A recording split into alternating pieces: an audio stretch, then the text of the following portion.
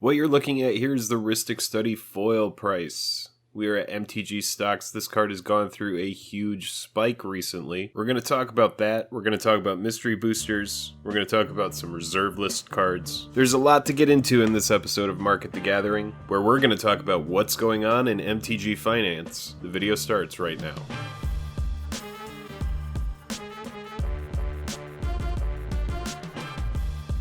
Special thanks to our Patreon supporters who power our channel. Check out our Patreon for monthly giveaways, exclusive content, and even a starring role in our fan fight series. Link in the description below. Hello and welcome to the day. Thank you for spending your time with us. I'm Jake. Welcome back to another episode of Jake and Joel Are Magic. Today we're talking about MTG Finance. I'm going to do my best to be as concise as possible. We're going to talk about some reserve list stuff today. We're going to talk about some damaged core 2021 collector's product. We're talking about mystery boosters. We're talking about a very important dredge card. Right here, you're looking at MTG Finance. That's where we're going to be hanging out mostly today. I go through MTG Finance because there's a lot of noise, so I like to sort out what I think is notable, and I like to leave the rest just to the wayside. Before we get into the video, if you like these finance videos, if you like going through MTG Finance with me, click like, click subscribe. It lets me know that you like these videos and you want me to continue making them. So the first thing that we're talking about is Rustic Study. This card, one of the most popular EDH staples, will no longer ever feature this art again in the future. That's what's going on with this price adjustment. So you can see as of recently, and I'm going to take you over to eBay so that you can see in real time what's going on with this card. It's pretty wild. Now these are the only current foils that are available on eBay. The OG Prophecy foil has been bought out. Let's go ahead and take a look at that. I want you to see the completed listings here. Alright, so what you're looking at here is foil Rhystic Study. These are completed listings.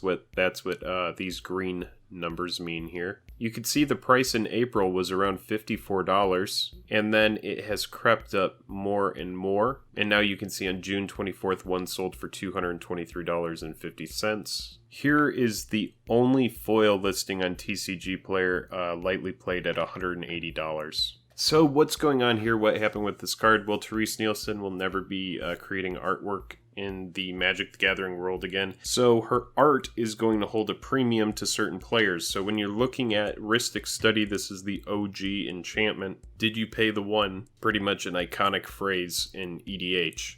This art, even if Rhystic Study is reprinted, this art specifically will never ever be on the card. Again, Nielsen's art will not appear on Magic the Gathering products after the new Zendikar product, Zendikar Rising, is my understanding. So, if you are trying to get this card, if you want to pick up the Mystery Booster version, if you want to pick up the OG Prophecy version, the foil is already extremely high, but these are current recent prices for non-foil Rhystic Studies. I wouldn't worry so much about the Judge foil Rhystic unless that's something that you're interested in. It's take off completed items, but you can see you could still acquire the card for around $20. If you are interested in a foil, I would consider the Commander Arsenal version, but if you are looking for Prophecy, expect to pay a premium. Now we're over in MTG Finance. We've talked about Rhystic Study. The first thing we're going to talk about over here in MTG Finance is why is growing rights of Itlimoc slowly increasing? Well, if you aren't up to date, what's going on is a lot of people are buying important reserve list cards. There is no card that does what Gaea's Cradle does as well as Gaea's Cradle does it. And Growing Rights of Itlimoc is a budget Gaea's Cradle, but it is also a second copy of Gaea's Cradle in decks that want to run cards like Gaea's Cradle. So in EDH decks, expect Growing Rights of Itlimoc to continue increasing. I do think this is important because I remember picking up Growing Rights of Itlimoc around $5, and then I picked up a promo for around $20. Sadly, I traded it away a couple years ago. Let's go over here really quick because we should talk about the reserve list card. We are over here on MTG Stocks. Make sure to check this site out. If you're interested in this kind of stuff, this is a great way to keep up with these kinds of trends. You can see, and I really do like that they have all the sets here, so you can see like, oh, what cards came out in what set that might have affected this. Well, what you really need to know is that the stimulus and unemployment and boredom are causing a lot of buyouts. Now, Gaea's Cradle obviously is an incredible card, and it has just absolutely shot up in price. Gaea's Cradle a while ago. Let's see what we can find for completed listings on eBay, because I want you to see this. Alright, so what we're looking at here are completed listings for Gaea's Cradle. We're going to go price plus shipping lowest first. Actually, let's sort it by recently. One sold for $249.99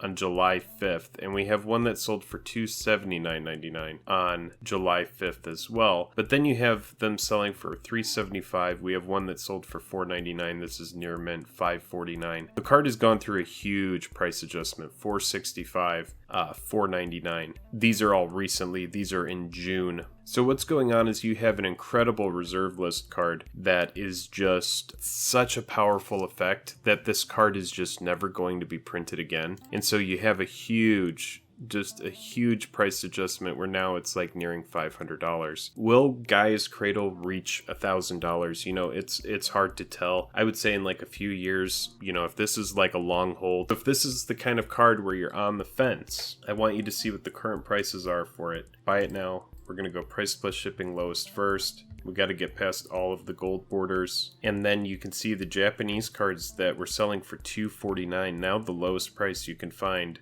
Japanese Cradle for is $345. I think these are going to start getting bought up, and then I mean, the lowest you're going to find like a beat Cradle, like the one we're about to look at right here, just like absolutely beat to crap. God, look at all of the inking on it. It's just, the edges are just, oh man, it looks like an alpha. We're going to start to see Cradles at like around $400. Do I think it could go back down? Possibly, but this is one of those cards. This is why we're talking about Growing Rights of Itlimoc is slowly increasing, because Growing Rights of Itlimoc is a budget Cradle. We are over here at Card Kingdom, and what you're looking at are a bunch of sold out listings. There is one Growing Rights of Itlimoc regular foil, but the normal card is sold out at $20. Growing Rights of Itlimoc, we're going to go over here to MTG Stocks. So you can just see a lot of this is very recent. A lot of the price adjustment here. Let's scroll. Growing Rights got as low as $4. And this was in 2018. The card came out, like, when it debuted, it was like, oh my gosh, this is like the card. Holy crap, they printed Cradle. Everyone was like, I can't believe Cradle's going to be in Standard. Well, the thing is it's not Gaea's Cradle. You have to flip it in order for it to become Gaea's Cradle. So it bottomed out, it didn't do anything, and now you can see here in May of 2020, people are like, wait a minute, it's actually a really good card, and now it's going back to its original price that it debuted at in pre-release. Everybody was like, wow, it's amazing, bottomed out, and now it's going back up. Growing Rights of Itlimoc is notable, and the reason I'm talking to you about this, the reason why we're talking about Growing Rights of Itlimoc, is because it is a double-sided card. So unless Double Masters is going to feature a bunch of double-sided cards, which I really hope it doesn't, a lot of them are very lackluster, then it's not very likely that Growing Rights is going to get a reprint anytime soon. It would have to be very specific to decide to print a bunch of double-sided cards. So unless Growing Rights gets printed in some sort of FTV set or a secret layer, which I think would be more likely, then it's probably not going to see a reprint anytime soon, and if you're not going to get Gaea's Cradle, then Growing Rights might be the card for you. On eBay, you can still acquire foreign copies for as low as $9, but if you do want an English copy, it looks like $17 is going to be the way to go. This card is really good. I know it isn't Gaea's Cradle, but it is as close as you're going to get for now. In the spirit of reserve list cards, like we were just talking about Gaea's Cradle, I do want to mention what's going on with Nullrod. Card Kingdom sold out at 45 TCG, low for near mint is 79. This could see itself going to be $100. Yeah, well, and I really do like the top comment here, and this is kind of just obvious, and there might be people that are watching the video and they're going, you know, I know a lot of this stuff. Well, if you know a lot of this stuff, then good for you. I hope you learned something that you don't know, but this is for players who might not follow this side of the game. So these are the kind of things that you want to keep up with. Nullrod is an amazing card. It has a very unique effect. The post notes, it's a staple in 2 tier 1 EDH decks. This card is going to forever slowly slowly go up. Not saying it's a crazy spec, but if you need a copy, get one before it hits 100.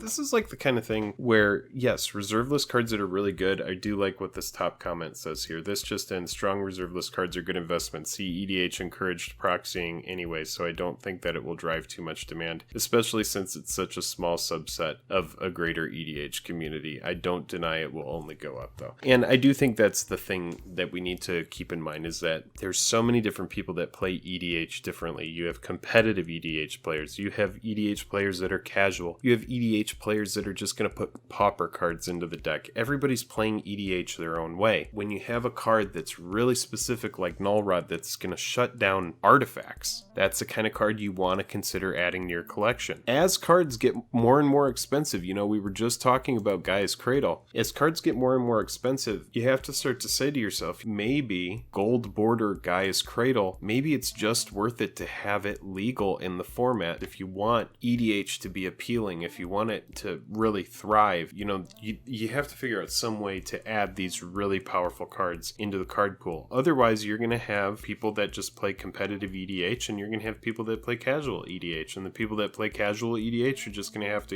be okay being on the sideline looking in, going, it would be great to have a Gaea's Cradle, it would be great to play Moat, it would be great to play Nether Void, it would be great to play Tabernacle. But the thing is it's just like, for a lot of players, those kind of cards are just out of reach. Gaea's Cradle until recently was an expensive card, but now it's growing into the tier of being an astronomically expensive card. I mean, the gold border, you're looking at it right here, is $100. I mean, look at what's going on with gold border Grim Monolith. I have a gold border Grim Monolith. I acquired a few of them at around $15 a piece, and now you can see even the gold border for Grim Monolith is encroaching $35. These are recent completed listings for gold border, $37 for Grim Monolith. So I would expect this trend to continue, especially as people want to play EDH with friends and they don't want their friends to be turned off by the price barrier. So a lot of casual play groups are totally fine with these gold border cards. But yes, Nullrod is good. It will probably continue to rise like most good staple EDH cards. Next, this is important, and this is kind of a PSA. I did see this, and this is a big post in MTG Finance with 256 upvotes. It's a discussion with the damaged cards C photo coming out of collector's packs and replacement cards delayed. Should we be planning on losing money in the short term? We're not really going to talk about the post, but this is mostly just to let you know, and you can see this line going down this as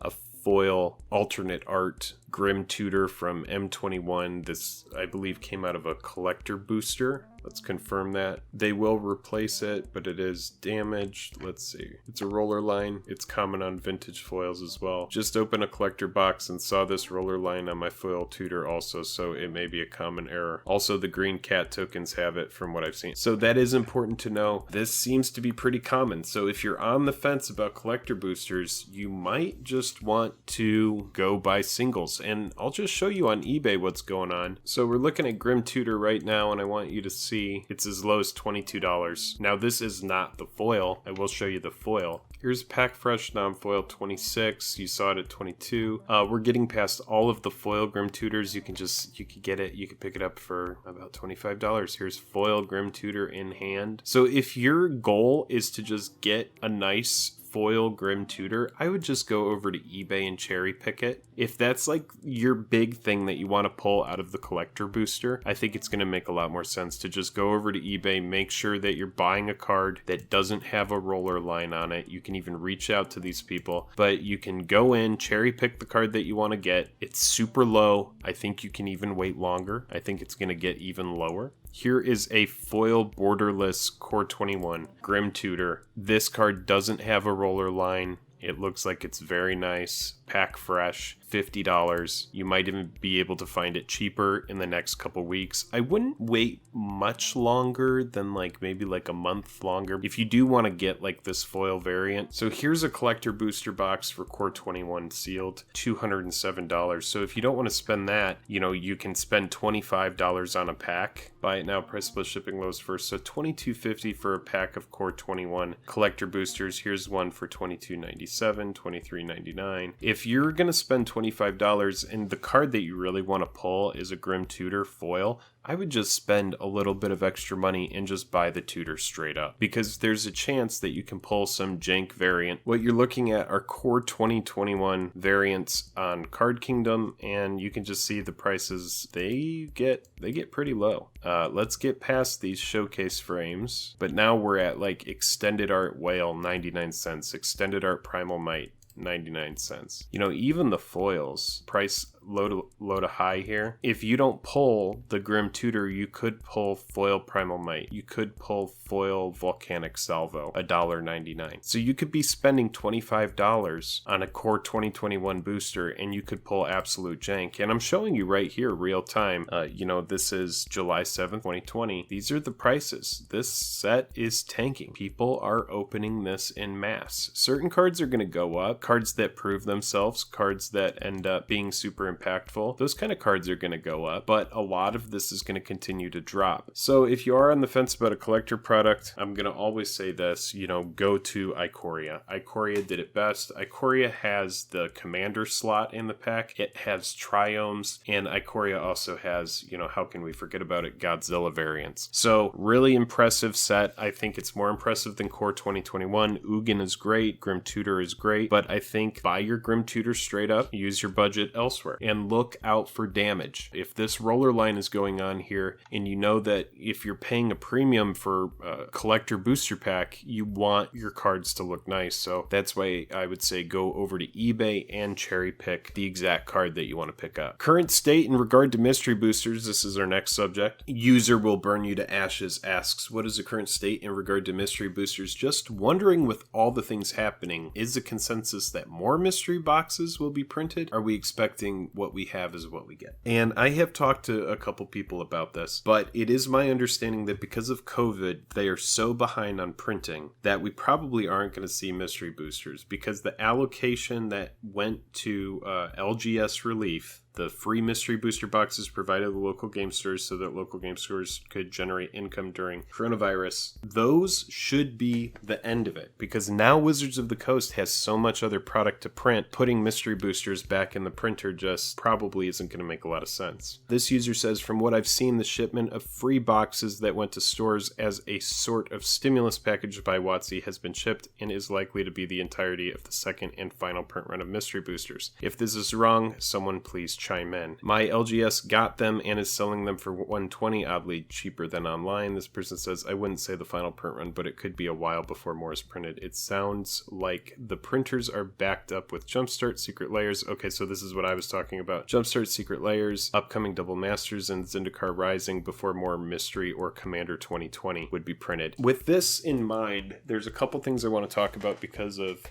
Commander 2020 and because of mystery boosters. The big chase cards in those products. This is Fierce Guardianship. Buy it now, price split, shipping lowest first. I think this card is going to continue to rise. This is pretty much a staple counter spell for any commander deck that runs blue. If you control your commander, you may cast the spell without paying its mana cost. Counter target non-creature spell. It's a free negate if your commander is on the battlefield or if you control somebody else's commander. This comes out of Timeless Wisdom, so if this is one of those cards that you're on the fence about, it's probably going to be a while before it gets another reprint. Mana Crypt is as low as $95.99 right now. This is getting reprinted in Double Masters, but keep in mind that Double Masters is going to be super duper expensive. So I can't imagine Double Masters severely moving the price of Mana Crypt a lot. And so right now at $95, it's kind of a steal. It's pretty much the lowest that I've seen it. If Mystery Boosters isn't coming back, it might see an uptick in price. If you're on the fence about this card, I don't think Mana Crypt is ever going to be the kind of card that just bottoms out unless they were to print it at rare in like a standard set and it got mass opened. This is the kind of card that helps sell sets, and Double Masters is the kind of thing that just like breaks wallets. It's gonna be a crazy set. We don't really know what's in it. We do know that Mana Crypt is in it. We know that Doubling Season is in it. We know that there's a bunch of great cards that are in Double Masters, but we also know that the set is gonna cost an arm and a leg. There's sealed mystery booster boxes, 169, 169, 160, 160. So going rate seems to be around $170. Recent completed listings are congruent with that as well. 165, 169, 169.